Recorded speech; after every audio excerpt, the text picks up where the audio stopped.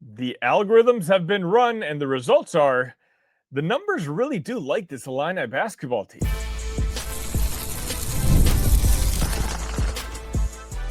You are Locked On Illini, your daily podcast on the Illinois Fighting Illini. Part of the Locked On Podcast Network, your team every day. Welcome all to another edition of Locked On Illini. Thank you all so much for making us your first listen each and every day. Today's episode is brought to you by FanDuel. Right now, new customers can bet just $5, and if your bet wins, you'll get $300 in bonus bets to use across the app. Download the app today. My name is Verma, your host here at Locked On, where I continue to provide you coverage daily. That's right, every single day. Heck, for the last 2 weeks, you've been getting an episode even on the weekends every single day. That's right. I think I'm 11 straight days of a new video right here on Locked On Illini. Everything you see and hear is absolutely free. The only thing I ask for in return is, if you don't mind, if you're feeling a little generous today, make sure you hit that like button and make sure you're subscribed to the channel. Okay, let's all sit back, boys and girls. I have a little confession to make. I want to tell you a time in my life where I was very vulnerable and where I was very insecure. And that was, let's just say, about 3 months ago, when we were all getting geared up for this college football season. Illinois was, I believe, ranked in the number 12 in the AP poll. There was a lot of hype behind this football team. And unfortunately, the more I started digging in, while the people were saying one thing, while the writers were saying one thing, something that I always did enjoy looking through, and that's analytics, whether it's Kelly Ford, whether it's whatever numbers you prefer, they weren't quite as generous to the Illini football team as the writers were. And as someone who used to write my own algorithms back in the day when I was much brighter, that bothered me a little bit. Like, what are we seeing that the numbers are not? And now to see, like, ultimately that, even though AP Illinois was ranked number 12, the rankings for the most part that I saw had the Illinois football team anywhere from 30 to 40. And if we're being completely honest, sitting right here, you football fans, I would probably lean towards the analytics being correct, in the sense where Illinois is probably closer to being the 30th best football team in the country than the 12th. And so it was, I'm not going to say it's a learning experience, but it's been an experience. It's a thought that's been lingering in the back of my mind. When the AP rankings for college basketball came out, Illinois was ranked at number 17. And quite honestly, that's probably right around where I would have ranked them. Probably closer to 15, but if you're just talking about 2 spots in the rankings, I don't think it's really a big deal, especially when you're considering it's just preseason and there's going to be a lot of new faces on this Illini basketball team. But then, similar to as I did to football, I started digging into what the analytics were saying. Now, I already did an episode talking about how on KenPom, they've got Illinois ranked at number 6, the 6th best team in the country, according to KenPom. And now, over the weekend, I was digging deeper into another guy who I really, really do enjoy his work, and that's EvanMiya. And if you don't know who he is, you need to find him on your favorite social media. You can find him at EvanMiya, M-I-Y-A. He also runs similar type of algorithms, and his numbers got me to the point where the tepidness I had coming into the football season has turned into genuine excitement when it comes to basketball. It's funny. When I was thinking about that football team, the reason I had such high confidence in it was because of all the players returning from a team that won 10 games just a year prior. The reason I have nerves this year is because of all the new faces. We're expecting Petrovic, Andre Stojaković, David Mirkovic, Keaton Wagler, all new faces to have prominent roles on this basketball team. And so when you have so many new faces that you never really know if it's going to gel right away or how it's supposed to look like. Well, in combination with KenPom's number 6 ranking, EvanMiya has Illinois ranked in his preseason top 10 at number 9. In fact, when you talk about his favorite, or not his favorite, I need to be clear about that. When you talk about the top 10 rosters in the country, he has Illinois at number 10. Think about that. Of all the teams in the country, what it does is it projects what they think that each player can do.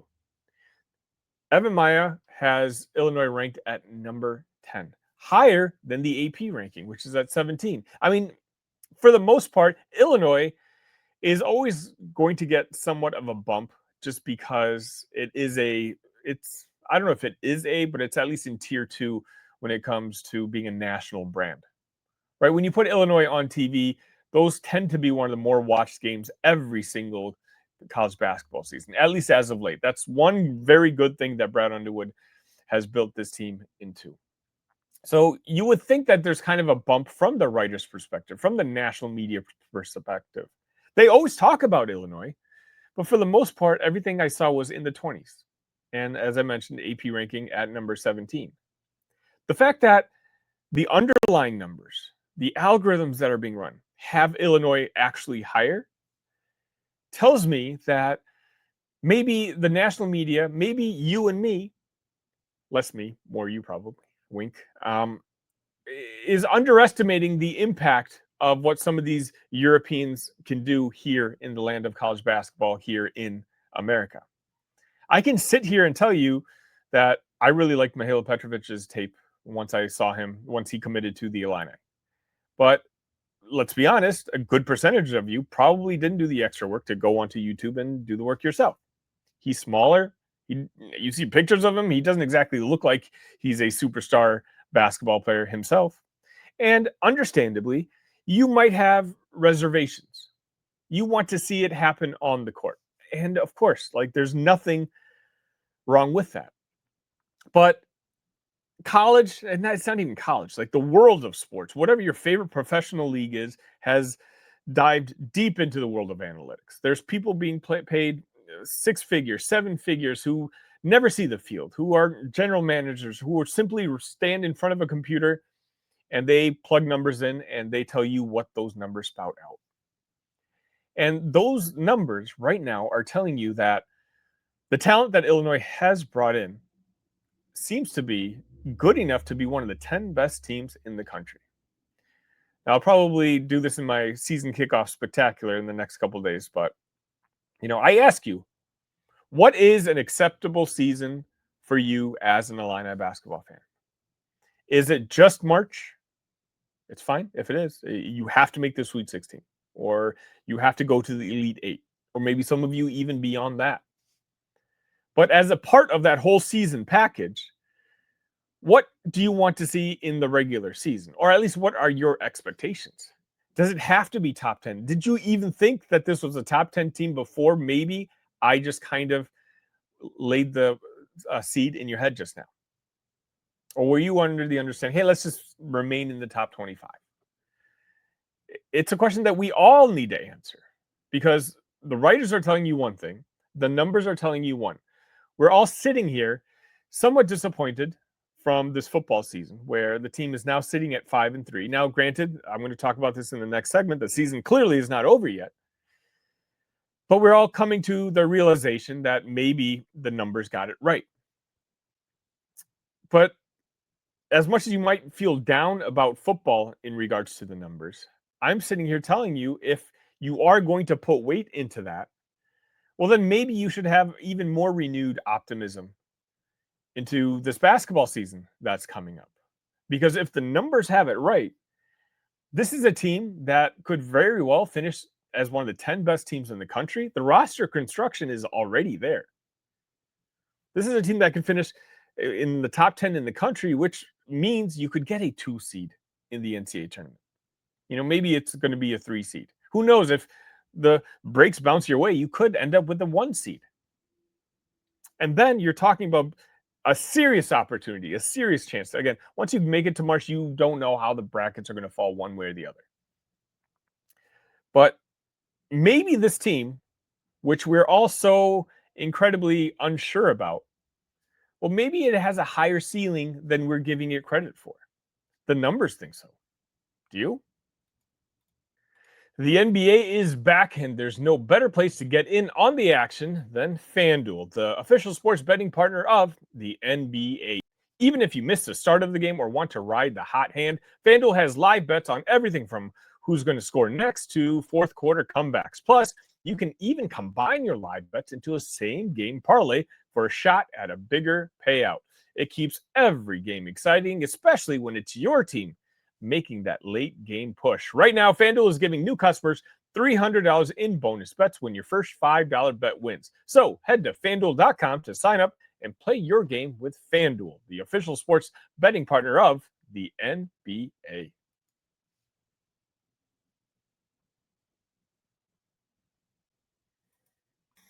Illinois football will face Rutgers on Saturday in a game that probably has lost a lot of momentum from what it could be, at least what it was perceived to be early in the season when, Rutgers essentially kicks off the easier portion of this Illini football schedule. Now, normally you would be optimistic about having a team that's 5-3, but we're not. At least a lot of the fan base seemingly has already shifted right on over to the basketball side with the excitement of that season and what that brings in. There's a lot of discussion in the Talk Illini Discord, which the link should be in the description, by the way, about what the rest of this college football season for the Illini should look like. Should it be one where you just kind of concede that you're not making the college football playoffs and that's ultimately what matters? And then, hey, let's just start playing the young kids. We know that this team is going to have a drastic roster turnover for next year's football season. You're talking about Luke Altmaier gone, essentially your entire offensive line gone, your defensive line gone. A lot of players from your defense as a whole are not going to be on the team next year. So there's folks who are in the camp that say, hey, time to start playing those young players. Maybe even a guy like Braden Trimble, who everyone has been, hyping up for his talent level, and not just that, about how he's played even before the season started. So the idea is to let's see what you have in that young talent so that next year what it is that you need to replace, what it is that you need to focus your resources on into bringing for next year's team. But then there's the other side, and this is just the side where, quite frankly, I'm on, is can you imagine, Luke Altmaier, Gabe Yakis, those guys gave up a lot of money to come back to the University of Illinois. Now, granted, they were paid a decent amount of money as well, so I'm not acting like they're playing for free like they would have back in the day. But both guys could have gone to the NFL. Gabe Yakis could have probably been a day 2 draft pick. And can you imagine right now, at 5-3, with this schedule looking like what it looks like, telling them, maybe not Luke because he's starting quarterback, but Gabe, we're going to play you a little bit less just because we want to see what the rotation behind you looks like. But coach, we're 5-3. We've got 4 very winnable games ahead of us. We can absolutely still end up with the same record that we got last year. And keep in mind, last year we ended up with a bowl game win over an SEC team, which got us to 10 wins. Yeah, but apparently that's not good enough for fans anymore. I would be irate if I'm one of those players. We are not at the state of a program where we can give away 1 or 2 wins. And I do think that, look, even as is, if we play all our veterans right now, we don't change anything. There's a lingering thought that we're going to lose one of these last 4 games, right? I've said this before on this channel. Illinois is a good football team, maybe a very good football team, depending on how you describe it. But when it comes to just pure talent, we don't go into any football game on Saturday and say, well, we're clearly the more talented team. Unless you're talking about the Western Michigans. Obviously, you guys understand that's not what I'm referring to. When it comes to the Big Ten Conference, even if we do have a superior record, like we will against a team like Rutgers. Rutgers' season looked like it was about to fall off a cliff, and then they had a very a good game against Purdue Boilermakers, who Illinois, by the way, blew out just a couple weeks ago. But Rutgers itself, and Greg Schiano is one of the best coaches in the entire country, they are going to put up a fight against your A team. So will Wisconsin. Wisconsin put up a fight against Oregon. I believe they lost something like 21-7 when nobody thought that they stood a chance. And then you have a Northwestern team who's feisty, who no matter what's always going to be a pain in your butt. And they know they have something to play for as well. They want to make a bowl game. They want to make the best bowl game that they can absolutely make. And so even those games are going to be a fight against your A team if you don't rest anybody. If you all of a sudden start cycling in your backups and your sophomores and maybe your juniors who've seldomly played, I do think that all of a sudden you're almost sacrificing the opportunity to have 9 wins this year. 9 wins matters, guys.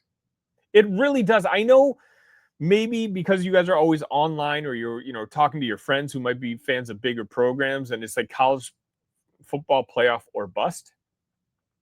Look, maybe financially, maybe even in the eyes of the national media, that is what is most important. But don't let last year's success fool you. The job that Brett Bielema has to do here at Illinois isn't finished. This is a long-term building that he's doing. He started from essentially scratch, and he's gotten us to a level, but he hasn't gotten us to the levels that we need to be at. And in order to do that, we need to follow up 10 wins, with the 9 wins, with another 9 wins, with maybe a 10 wins. We know next year that team is going to struggle. Now, I still think that we'll be able to retain and bring in enough new talent to still win, at least go to a bowl game. There's other people in the Talk Line of Discord who think it's just a 3-4 win team next year. I'm not that pessimistic. But if all of a sudden last year you win 10 games, including the bowl game, and then this year, let's just say you win 8, and then next year you win 6, or let's just say 5. Let's just say the negative Neds out there are correct, and they only win 5 games next year. What do you think that looks like for the perception of the program? Even though we had an outstanding year last year, this year, all of a sudden, what could still be 9 wins ends up being 8. Let's just say you give up 1 of the 4 remaining games left on the season. And then next year, a season that we all know is a rebuilding year, we finish with 6 wins. If you were not paying attention to context, you're seeing the Illinois program going the wrong way. We all agree, I hope, that even this year's team needs better football players, needs more playmaking guys, needs more elite prospects on its football team. Now, I get it. Right now, this year, Brett Bielema is having his best recruiting class that he's ever had since in his time in Champaign. But we need to continue that momentum. If this Illinois team can win 9 games last year, just counting regular season, of course, it's 10, including the bowl game, 9 wins this year. And again, let's just say, hypothetically, we win the bowl game again. Now you're talking about back-to-back 10-win seasons. And because we'll have lost all that talent, there will be a little bit more of a cushion to drop back when it comes to the amount of wins that you have. Now, again, I don't think it's going to be that many. I still think it's a bowl team next season. None of us are going to know because none of us know yet, what transfers are going to take place, and whatnot. But 10-10, you're allowed to have a season where you win 6 games because you can look at it as a reloading. You're reloading for the year, for the future. You're playing a lot of young guys because that's what you did 3 years ago. And that team eventually grew up and won back-to-back 10-game seasons.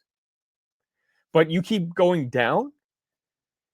I don't know if that momentum that Brett Bielema has brought in, that Josh Whitman has brought in. Look, Josh just got a $100 million donation from the Geese family.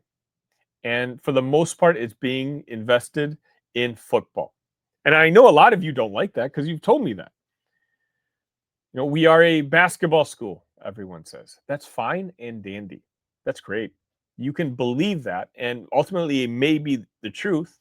But if you are a fan of the University of Illinois athletics, if you care about the University of Illinois athletics, you have to understand that in the world of sports today, football is the behemoth. Everything else is secondary. And that includes basketball, men's basketball. When the media deals are over in 2030, 2031, and there's rumors about super leagues and whatnot, you don't want Illinois to be left out of that. You don't think a program like Kansas is nervous? Why do you think Indiana right now is investing so heavily in Curt Cignetti and that football program? because they recognize the same thing I'm telling you right now. It doesn't matter if you're a basketball blue blood, of which Illinois isn't, by the way. Indiana is. It doesn't matter how much success you've had in the past. Notice Kansas. I'm talking about Indiana. Same thing can be talked about with Kansas, except Kansas has had success on the basketball court in recent memory. But still, once they found Lance Leipold, what did they do? They invested heavily on the football side. Why? Because the smartest men in the room understand football is the door to college athletic supremacy in the future. Basketball, you can still, maybe mimic something the Big East does and have a good basketball program. You end your football and just invest everything in basketball. But I'm telling you guys, that's never going to happen. Illinois is always going to have a football team, and it's always going to have a basketball team. And Josh Whitman, who I can't imagine any of my viewers, I can't imagine there's any Illini fan out there who isn't ecstatic with the job that Josh is doing. One of the smartest people, if we're being real, he could be making a lot bigger impact on this world if it weren't for him being an Illini alum. He loves this university, and he wants to see us on this journey to the top. But having said that, Josh understands the journey to the top means riding on the football team. And so that's why when people are talking to me about, so-and-so, the stands aren't going to be full against Rutgers, the momentum is gone from the season, you can cut down on your football coverage, I want just more basketball. That's not it. Ultimately, if the show is your guys' show, if you want me to talk less football, I can. But I'm not going to stop talking about football. I followed this team when you had guys like MJ Rivers and Crouch as your starting quarterbacks. I know what the lows feel like. I know a lot of you, especially who are watching this on YouTube, are maybe newer to the Illinois football program. Like this Brett Bielema era is all you know, and you don't even realize how lucky you are. But I ask you, who would you rather be right now? Us? Or imagine what it's like being a Wisconsin Badger fan right now, or a Michigan State fan. Two programs historically better than the University of Illinois. But go take a look at Locked On Badgers. Go take a look at Locked On Spartans. Look at what their fan base is going through, the hopelessness that is their football team. They don't have a future. They don't have a head coach. They don't know who's going to be their head coach next year. They don't know who's going to stick around when it comes to recruiting. They're waiting for their Brett Bielema to come to town. We have ours. Everything is there, built in place. Sure, some of you are disappointed that we aren't an elite team. But I say this in the nicest way possible. When Brett Bielema took over 4 years ago, there's no path for Illinois to be an elite team in just 4 years. Maybe you got excited when Illinois was as high up as 9 in the rankings. I know some of you have told me that. But AP rankings ultimately don't really matter. We've seen it. Otherwise, Indiana would have started the season at number 2, number 3. They were 18 when we played them. There's been plenty of stories this year about AP writers ranking a team who lost over the team who won, despite that game having happened just the day before. They just don't pay attention. But you should pay attention, because paying attention, your mental attention it's needed by this football team, because the season's not over. The support needs to be there. You guys are going to cry all offseason. We need more NIL. We need more money. And then the minute the college football playoff dream is over, you're like, I'm out. This is why Illinois has a certain ceiling. This is why the fan base needs to get less apathetic and get behind a team that, again, could still win 9 games. This would be the first time that Illinois wins back-to-back seasons with 9 wins. It's never been done before. And you win 9 games last year. You win 9 games this year. You set yourself up to continue to win 9 games in the future. The idea here is we need to continue to raise the floor. But the only way the floor is going to be raised is not just by the team on the field, but by the support that we give it.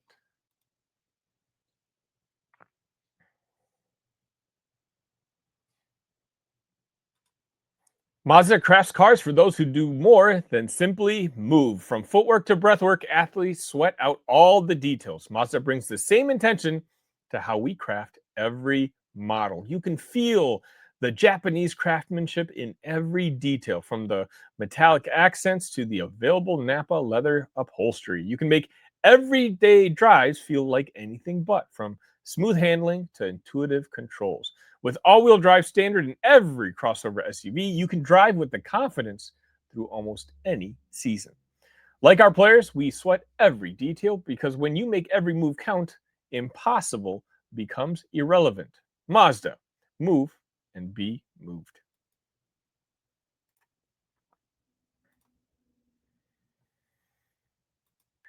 Appreciate having you guys here on Locked On Illini. If you're sad that this episode is coming to an end, please don't cry, boys and girls. My friends, just join us at Talk Illini.